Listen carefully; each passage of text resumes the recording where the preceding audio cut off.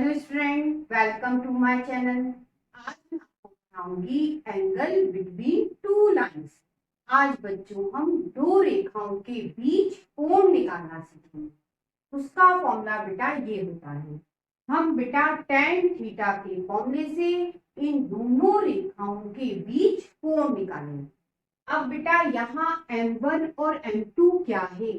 M1 और M2 बेटा इन रेखाओं की प्रवणता है, स्लोप है। ठीक है।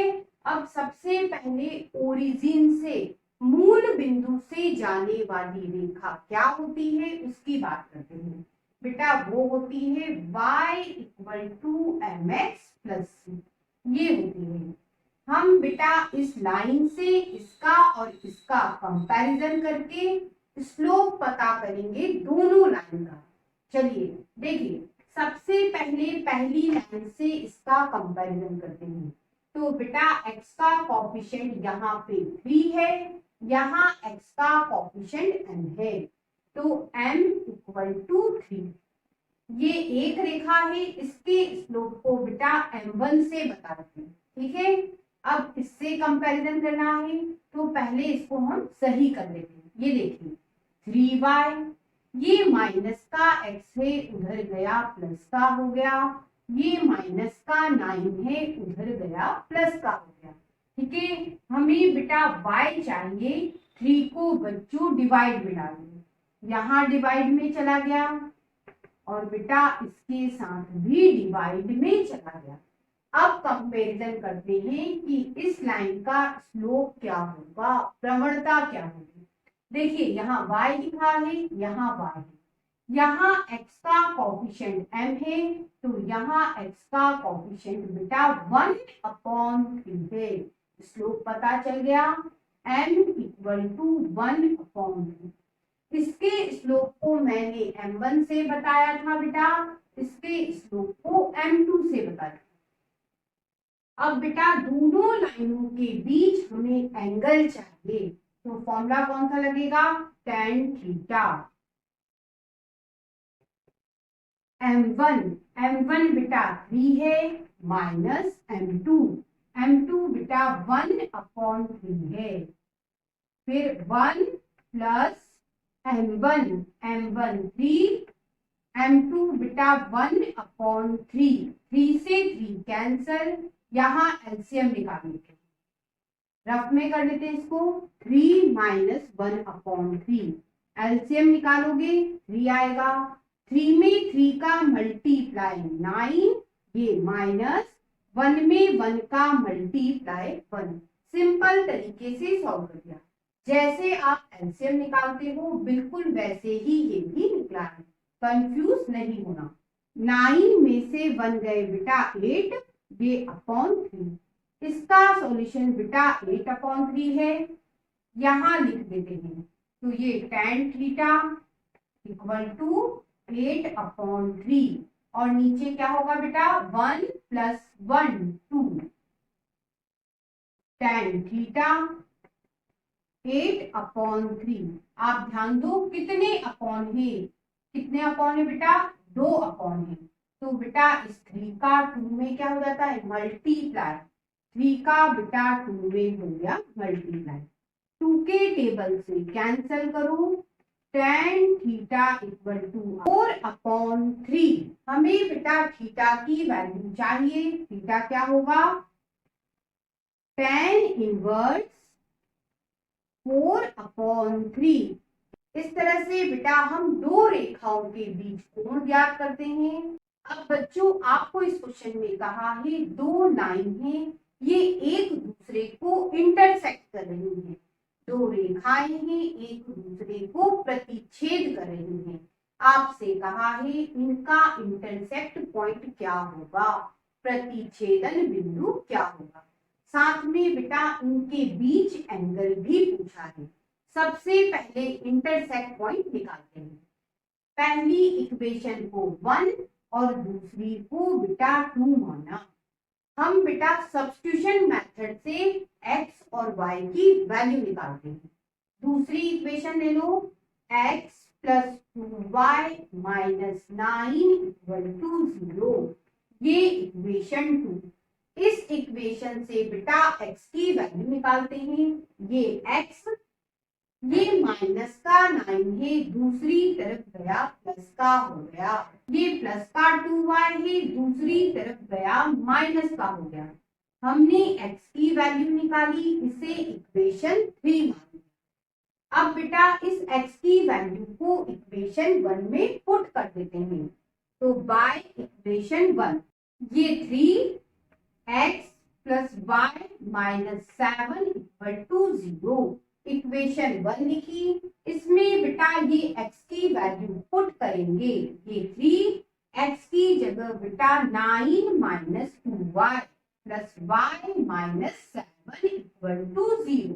ठीक है, अंदर मल्टीप्लाई करो 3 का, 27 माइनस ये हो गया 6y plus y minus 7 equal to 0।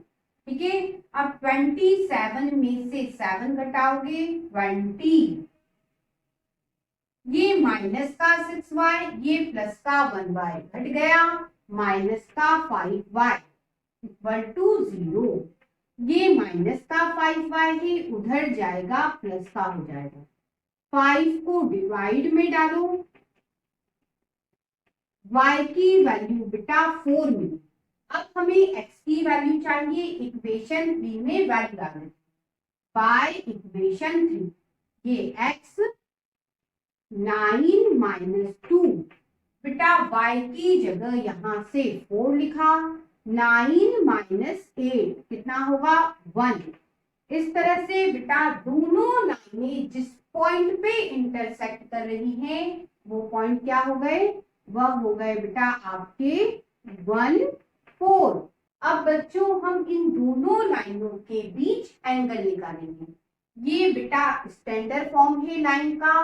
कौन सा, जब लाइन ओरिजिन से जाए, जब रेखा मूल बिंदु से जाए, तो बेटा ये स्टैंडर्ड फॉर्म है। इससे बेटा इन दोनों का कंपैरिजन करें। देखिए y इक्वल टू लिखा है, तो बेटा इस इक्वेशन से y की वैल्यू निकालेंगे। ये y, ये माइनस का 7 है, उधर गया प्लस का हो। अब कंपैरिजन करो, x का कोफिशिएंट बेटा यहाँ m है, यहाँ x का कोफिशिएंट -2 है। तो बेटा इस लाइन का स्लोप या प्रवणता क्या होगी, n इक्वल टू -3। ठीक है, आप बेटा इसे m1 से बताओ। ठीक है, अब दूसरी लाइन ले लेते हैं, इससे भी y की वैल्यू निकालें। ये बेटा 2y, ये बेटा प्लस का x है, दूसरी तरफ गया माइनस का हो गया। ये माइनस का 9 है, दूसरी तरफ गया प्लस का हो गया। हमें बेटा y चाहिए कंपैरिजन के लिए, तो इस 2 को डिवाइड में डाल, तो यहाँ डिवाइड में गया 1/2 हो गया, यहाँ डिवाइड में गया 9/2 हो गया। अब बच्चों इससे इसका कंपैरिजन करोगे, इधर बेटा x का कोफिशिएंट m है, इधर x का कोफिशिएंट -1/2 है, तो m क्या हुआ बेटा, m हो गया -1/2। ठीक है, इसके स्लोप को m2 से बताते हैं। अब हमें इन दोनों लाइनों के बीच एंगल चाहिए, फॉर्मूला लगा देते हैं, tan थीटा m1 बेटा -3, ये फॉर्मूले का माइनस, m2 बेटा -1/2 प्लस m1 -3, m2 -1/2।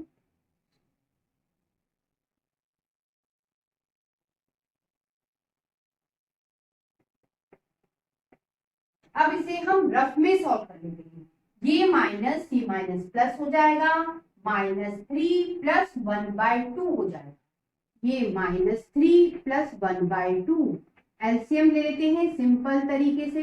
2 एलसीएम आया, 2 का -3 में मल्टीप्लाई -6, ये प्लस है, प्लस लगाओ, 1 में 1 का मल्टीप्लाई 1, कितना हो जाएगा ये -5/2।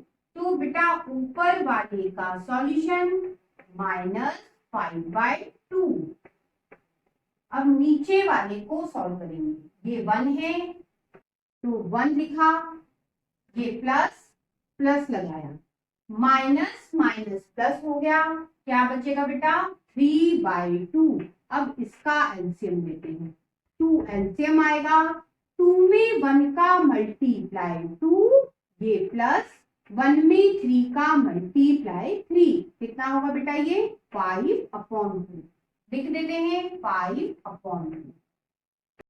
अब बेटा ये tan थीटा इक्वल टू 5/2 से 5/2 कैंसल, क्या बचा बेटा आपके पास बचा -1।